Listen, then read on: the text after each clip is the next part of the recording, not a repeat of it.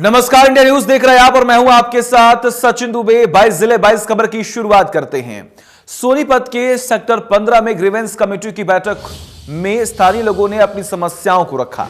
वह प्रदेश के परिवहन मंत्री मूलचंद शर्मा ने मामले में तुरंत प्रभाव से एक्शन लेते हुए नगर निगम के ज्वाइंट कमिश्नर को लताड़ लगाई और कड़े शब्दों में जल्द से जल्द समाधान करवाने के निर्देश भी दिए।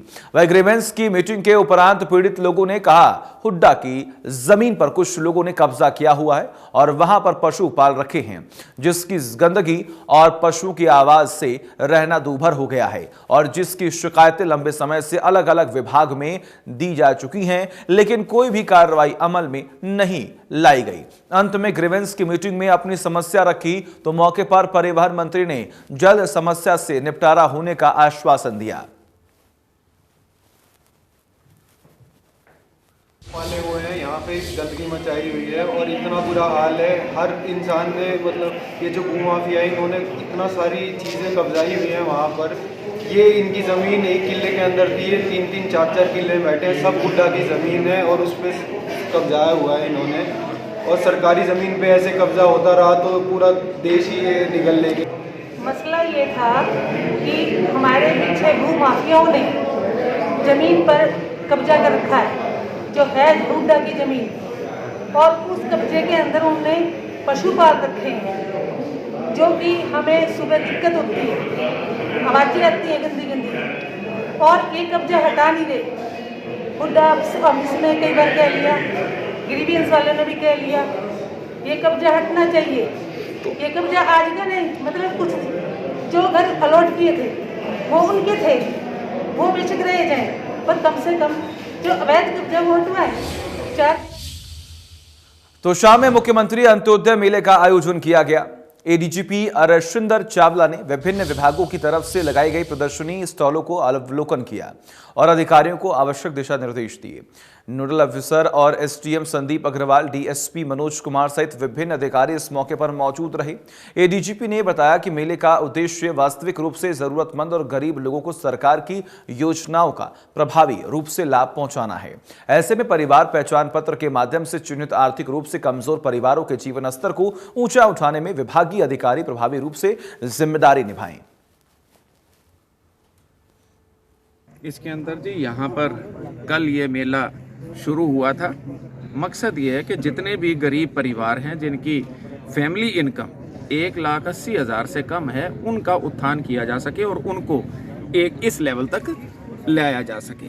तो यहाँ पर टोटल 553 बेनिफिशियरी थे, जिसके अंदर से तकरीबन 75 को एप्लीकेशंस इनके पास आ चुकी हैं। अब ये काम चल रहा है इसके अंदर, और धीरे धीरे जैसे लोगों को और पता चल रहा है वो इसके अंदर आएंगे। और निश्चित तौर पर मैंने सभी काउंटर्स पर जाकर इनसे बात की है। निश्चित तौर पर लोगों को इस चीज़ की जानकारी बढ़। कैथल में मुख्यमंत्री अंत्योदय ग्राम उत्थान मेले का आयोजन किया गया। मेले का शुभारंभ महिला एवं बाल विकास मंत्री कमलेश ढांडा ने किया है। इसी दौरान आईजी हरदीप दून और एसडीएम वीरेंद्र ढूल भी मौजूद रहे। कार्यक्रम बीडीपीओ के कार्यालय में 2 दिन तक लगाया किया जाएगा।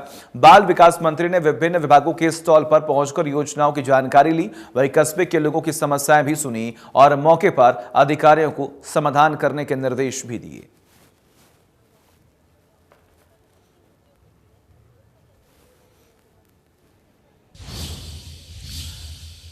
फरीदाबाद के पंडित जवाहरलाल नेहरू सरकारी कॉलेज में जोन स्टूडेंट फेस्टिवल का आयोजन किया गया, जिसमें हरियाणा के 31 कॉलेजों के 1800 छात्रों ने हिस्सा लिया है। फेस्टिवल के दूसरे दिन मुख्य अतिथि के तौर पर पृथलक से विधायक नयनपाल रावत ने रिबन काटकर कार्यक्रम का शुभारंभ किया, वही दीप प्रज्वलन कर कार्यक्रम का आगाज किया।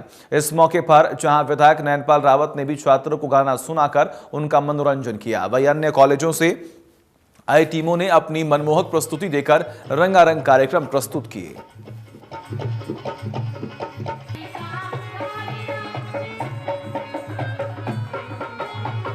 अरे हेलो, नीचे कर रहे हैं। पंचकुला में आईटीबीपी की ओर से प्रतियोगिता का आयोजन बेसिक ट्रेनिंग सेंटर में किया गया था, जो कि आईटीबीपी में 35वीं अंतर सीमांत शूटिंग प्रतियोगिता का समापन किया गया। प्रतियोगिता में विजेता जवानों को सम्मानित करने के लिए हरियाणा के खेल मंत्री संदीप सिंह पहुंचे।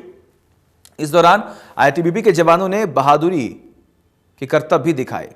संदीप सिंह ने जवानों को संबोधित करते हुए कहा कि मुझे यहां आकर लगा कि मैं भी जवान हूं। उन्होंने कहा कि किसी भी खिलाड़ी के लिए बड़ा अहम है कि वो अपने देश के लिए कुछ कर पाए। जवान हमेशा अपने देश का सम्मान बढ़ाता है। उन्होंने कहा कि हमें अपने छोटे बच्चों को देश हित में लाना होगा, उन्हें वो सिखाएं जैसा आपको जवानों को देखकर सीख मिलती है।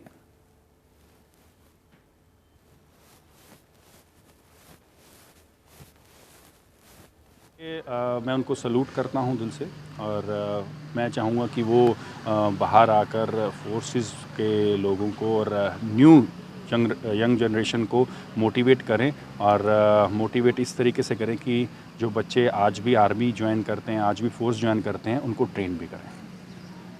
तो क्या कहना चाहिए? देखिए, मैं बधाई के पात्र हैं आईटीबीपी के सभी नौजवान और बधाई के पात्र हैं हमारे आईजी साहब ईश्वर जी और डीआईजी साहब शर्मा जी और सभी हमारे नौजवान जिन्होंने पार्टिसिपेट किया। लगभग 500 के आसपास नौजवानों ने इसमें पार्टिसिपेट किया और खुशी की बात यह है कि इन्हीं के हायर ऑफिसर ने मैक्सिमम मेडल भी जीते। इसमें एक आइडियल के रूप में वो सामने आए हैं और मैंने एक हेल्दी एक कंपटीशन के रूप में भी कहा है कि आगे आने वाले समय में इन्हीं को बीट करने के लिए और नौजवान साथी आगे आएँ, जिससे कि कंपटीशन भी बढ़ेगा, टैलेंट निखरेगा। क्योंकि आईटीबीपी दिन रात ये नौजवान जो हैं देश की सेवा करते हैं। हम जैसे लोगों को चैन से नींद आए तो उनके लिए काम करते हैं, तो मैं इनको दिल से सलूट भी करता हूँ और मैं ये आशा करता हूँ कि जो हमारे नौजवान साथी हैं जो हमें सुन रहे हैं आपके माध्यम से, वो भी अपना जीवन किसी न किसी रूप में देश की सेवा के लिए जरूर लगाएं। और यमुनानगर में जिला लोक संपर्क एवं कष्ट निवारण समिति की बैठक में पहुंचे खेल मंत्री संदीप सिंह ने कहा कि जनवरी में 1100 खेल नर्सरी खोली जाएंगी। इसके अलावा नई पॉलिसी के तहत 550 पद खिलाड़ियों के लिए बनाए गए हैं। इन पदों पर भर्ती होने वाले खिलाड़ियों को जब तक चाहेंगे खिलाड़ी अपने खेलों में भाग लेते रहेंगे। उन्होंने कहा कि प्रदेश में चल रहे अवैध खेल फेडरेशन और एसोसिएशन से खिलाड़ियों को दूरी बनाए रखनी चाहिए। ये कि जब आप सरकार में हैं तो आप पॉलिसीज़ बना सकते हैं, आप इंफ्रा तैयार कर सकते हैं, आप खिलाड़ियों के लिए कैश अवार्ड दे सकते हैं, खिलाड़ियों के लिए नौकरी दे सकते हैं। लेकिन जब एसोसिएशंस और फेडरेशंस की बात आती है तो वो बच्चों के लिए टूर्नामेंट उन्होंने करवाने होते हैं, बच्चों के लिए सिलेक्शंस ट्रायल्स उन्होंने करवाने होते हैं। तो जब सरकार और एसोसिएशंस और फेडरेशंस मिलके काम करें तो बच्चों का भला ही होता है और कंपटीशन जितने ज़्यादा फेडरेशंस और एसोसिएशंस के द्वारा हों तो बच्चे और ज़्यादा परफॉर्म कर पाएंगे। तो मेरा मकसद यही था, मैं डे वन से आपकी मीडिया के माध्यम से मैं यही मैसेज देता हूँ कि किसी भी स्टेट की गवर्नमेंट हो, किसी भी स्टेट की एसोसिएशंस हो, वो सरकार के साथ मिलकर काम करेंगे तो बच्चों का ज़्यादा भला होगा।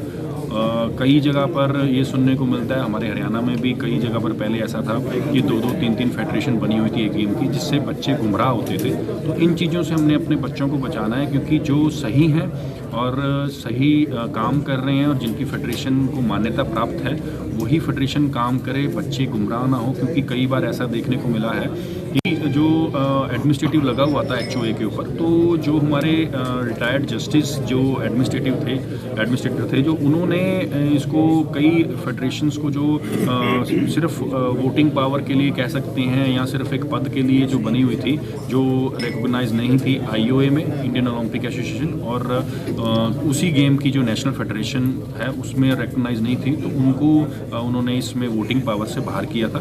और जो अभी जिनके पास वोटिंग पावर थी वो उनके पास मान्यता है। और मैं अपील भी करता हूँ खिलाड़ियों से भी और फेडरेशन के जितने भी दूसरी जो अलग अलग गेम्स के मेंबर्स हैं कि वो बच्चों के लिए करें, क्योंकि हम अगर किसी पोस्ट पर बैठे हैं तो बच्चों के लिए बैठे हैं।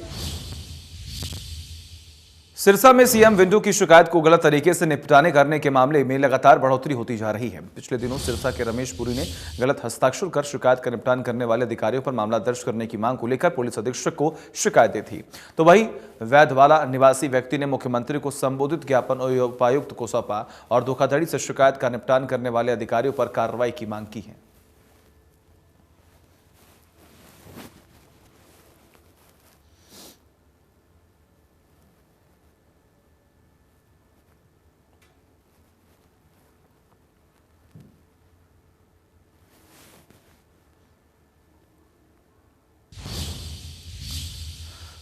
आगे बढ़ते हैं। महम चौबसी के मदीना टोल प्लाजा पर पिछले 1 साल से चल रहे धरने का बुधवार को समापन हो गया। आपको जानकारी दें कि इस दौरान सम्मान समारोह का आयोजन किया गया। शहीद किसान परिवारों को सम्मानित भी किया गया। किसान आंदोलन में भाग लेने वाले हर महिला, हर पुरुष को धन्यवाद कहा गया। अखिल भारतीय किसान सभा के रोहतक जिला अध्यक्ष प्रीत सिंह ने बताया कि यह समापन नहीं बल्कि आंदोलन की मजबूती की शुरुआत है। केंद्रीय संयुक्त किसान मोर्चे के मजबूत अब किया जाएगा। वहीं हरियाणा में भी संयुक्त किसान मोर्चा बनाया जाएगा। उन्होंने कहा कि सरकार ने किसानों की सभी मांगे मान ली हैं। एमएसपी पर कमेटी बनाई जाएगी। उन्होंने कहा कि सरकार यदि मुकरी तो फिर दिल्ली के बॉर्डरों पर शुरू होगा किसान आंदोलन। गांव-गांव जाकर किसानों को जागरूक किया जाएगा।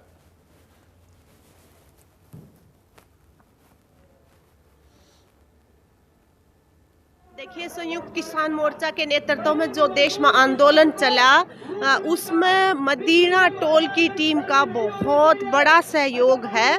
तमाम गांव से हमारे बहन भाई, खास तौर पर महिलाएं जो हैं, बहुत बड़ी संख्या में यहाँ पे जुटे रहे हैं।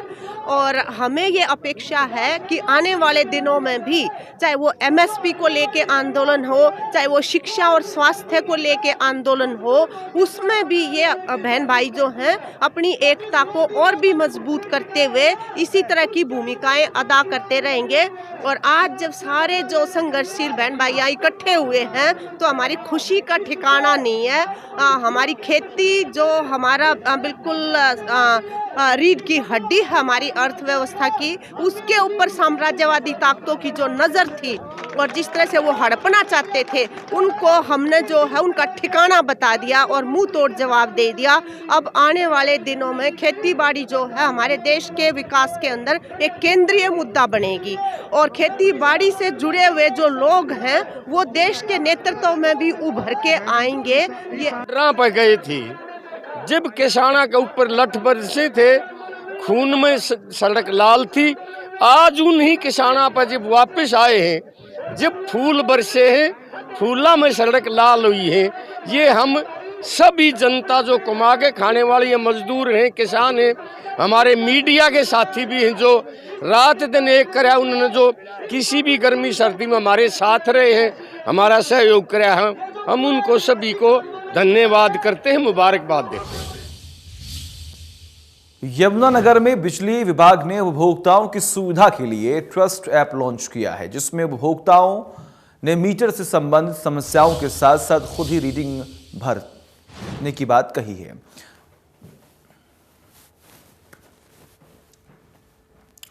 अगर किसी कारणों से बिल गलत है तो उपभोक्ता मीटर की फोटो को अपलोड कर दें। बिजली वितरण निगम की साइट पर ट्रस्ट बिल जनरेट करने का भी लिंक है। उन्होंने कहा कि सबसे पहले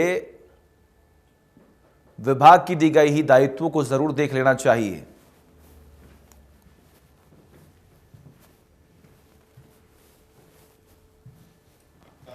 सर, ये डिजिटलाइजेशन में ही है एक नया अध्याय। इसमें हम क्या है कि हम इस केस में जिस बंदे का मान लीजिए बिल गलत है किसी कारणों से, तो वो हम कंज्यूमर पे ही ट्रस्ट कर रहे हैं कि भाई हाँ ठीक है, उसका यदि मीटर सीरियल नंबर सिस्टम में अपडेटेड है तो वो मीटर की पिक अपनी अपलोड कर दे। हमारा जो कॉमर्शियल बैक ऑफिस जो कि पंचकुला में जहां से बिल बनते हैं उसमें हाँ वो अपने आप ही वहां पर कंसर्न जो ऑफिशियल्स हैं वो अपने आप उसको चेक करके यदि मीटर सीरियल नंबर मैच कर रहा है और रीडिंग उसकी गलत है तो ऑटोमेटिकली ही वो उसको ठीक करके उसके पास करस्पॉन्डिंग वो मैसेज उसकी ग्रीवेंसेस की रजिस्ट्रेशन की भी और ग्रीवेंसेस के रिड्रेसल की भी, और बाद में जब बिल रिवाइज होगा तो वो भी उनको मैसेज जाएगा कि ये क्या कहते हैं आपका बिल ठीक हो गया, अब आप ये पेमेंट करिए।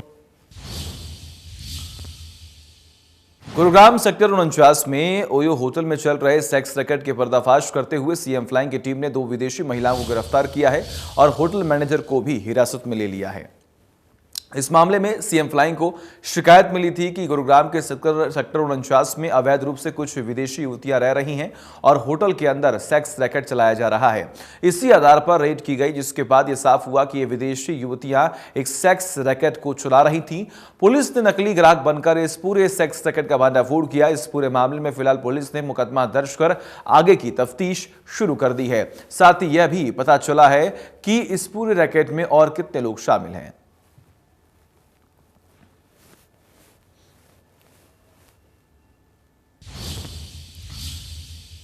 पलवल के कुशलीपुर स्थित लघु सचिवालय से महज 100 मीटर की दूरी पर स्थित सीएनजी पंप पर गुंडागर्दी का मामला सामने आया, जहां सीएनजी भरवाने को लेकर एक युवक पर 4-5 युवक द्वारा लाठी डंडा, लोहे के रॉड पर पत्थरों से ताबड़तोड़ हमला कर दिया गया। हमलावर पीड़ित युवक को मरा हुआ समझकर उसकी जेब में रखे 5,000 रुपए और सोने की चेन की लूटकर मौके से फरार हो गए। हमले का ये वीडियो सोशल मीडिया पर हो रहा है वायरल। घटना 12 दिसंबर की बताई जा रही है। रात 10:30 बजे की पुलिस ने मामले में पीड़ित की शिकायत पर 4-5 अज्ञात युवकों के खिलाफ लूटपाट सहित विभिन्न धाराओं में मुकदमा भी दर्ज कर लिया है।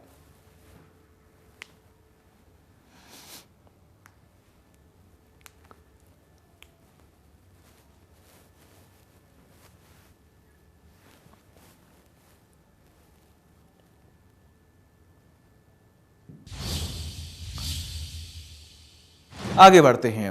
झज्जर में लघु सचिवालय परिसर में प्रदर्शन करने के दौरान एक आंगनवाड़ी वर्कर ने मिसाल पेश की है। प्रदर्शन कर रही आंगनवाड़ी वर्कर ने देखा कि एक गाय की नवजात बच्चियां सर्दी से बेसुध होकर हालात में, जिसे होश में लाने के लिए आंगनवाड़ी वर्कर रने अलाव जलाकर उसे होश में लाने का प्रयास किया गया।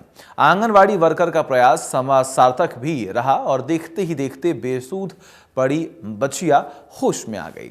बता दें कि अपनी विभिन्न मांगों को लेकर जिला भर की आंगनवाड़ी वर्कर यहां लघु सचिवालय परिसर में धरना प्रदर्शन कर रही हैं। मंगलवार को भी ये आंगनवाड़ी वर्कर यहां पर धरना प्रदर्शन के लिए ही आई थी। सुबह आए तो यहाँ बेहोशी थी। अब इसको थोड़ा सा दूध पिलाया गर्म करके और फिर ये अब थोड़ी सी होश में आई है, दूध पे सेक रहे हैं।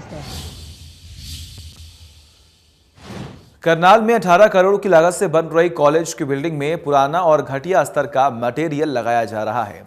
राजकीय कन्या महाविद्यालय के प्राचार्य ने कॉलेज भवन के निर्माण में चल रही बड़ी धांधली उजागर की है।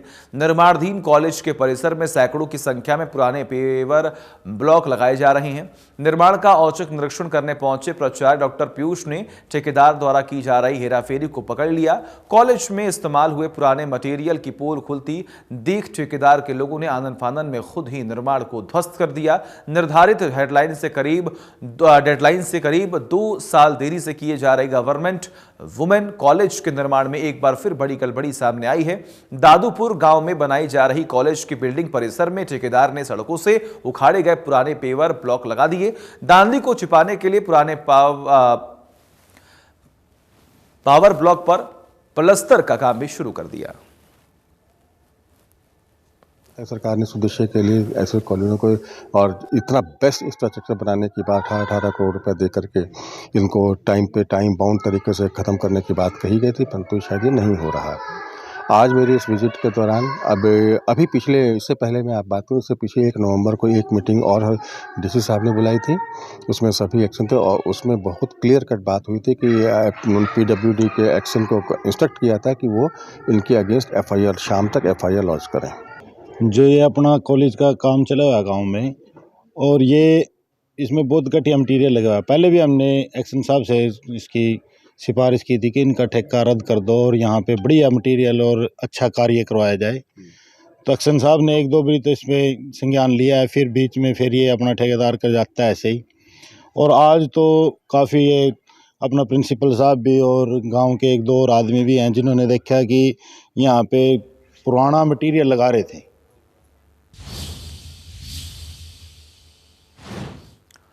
चरखी दादरी के सामान्य अस्पताल में पुलिस चौकी खोली गई। पुलिस चौकी का उद्घाटन पुलिस अधीक्षक दीपक गहलावत ने किया है। इस दौरान उन्होंने बताया कि सामान्य अस्पताल में पुलिस चौकी की जरूरत थी। अब स्वास्थ्य विभाग के सभी कर्मचारी अपने आप को सुरक्षित महसूस करेंगे और इमरजेंसी हालातों में तुरंत पुलिस सुविधा मिलेगी। इस पुलिस चौकी में एक एएसआई, एक हेड कांस्टेबल, एक सिपाही व 2 एसपीओ की तैनाती की गई है। आपको बता दें कि पिछले 2 महीने के दौरान अस्पताल में 2 बड़ी वारदातें हो चुकी हैं, जिसमें एक में 2 पक्षों की अस्पताल के अंदर ही लड़ाई हुई थी, तो कुछ दिन पहले ही करीब आधा दर्जन युवकों ने डॉक्टर पर हमला कर दिया था। सिविल अस्पताल चक्की दादरी में चौकी खुलवाने के लिए हम काफ़ी समय से प्रयासरत थे, क्योंकि यहाँ हॉस्पिटल में मेडिको लीगल केसेस काफ़ी आते हैं और उनमें पब्लिक का आपस में भी झगड़ा हो जाता है। इसके अलावा जैसे लेबर रूम है, हमारा स्टाफ है, मेल फीमेल नाइट ड्यूटी 24/7 करते हैं, तो उनकी सेफ्टी के लिए भी ज़रूरत थी इसकी। और माननीय एसपी सर चक्की दादरी में आज इसका इनॉग्रेट किया है। हरियाणा सरकार द्वारा चौकी सैंक्शन की गई थी, तो जिसके तहत इसका आज हमने इनॉग्रेशन किया है और इसमें सिविल हॉस्पिटल ने हमें जो जगह दी है हमें पर्याप्त है हमारे लिए। और इसकी ज़रूरत काफ़ी समय से थी, क्योंकि सिविल हॉस्पिटल में पुलिस प्रेजेंस होनी चाहिए। कभी कोई लाइन ऑर्डर सिचुएशन ना हो जाए, कोई कभी जैसे पक्ष आते हैं झगड़ के, तो यहाँ पे आकर झगड़ा ना कर दे, तो पुलिस भी प्रेजेंस रहेगी। तो यहाँ भी जो स्टाफ है, हॉस्पिटल स्टाफ, उनको भी संतुष्टि रहेगी कि they are also safe and immediately उनको पुलिस उपलब्ध रहेगी।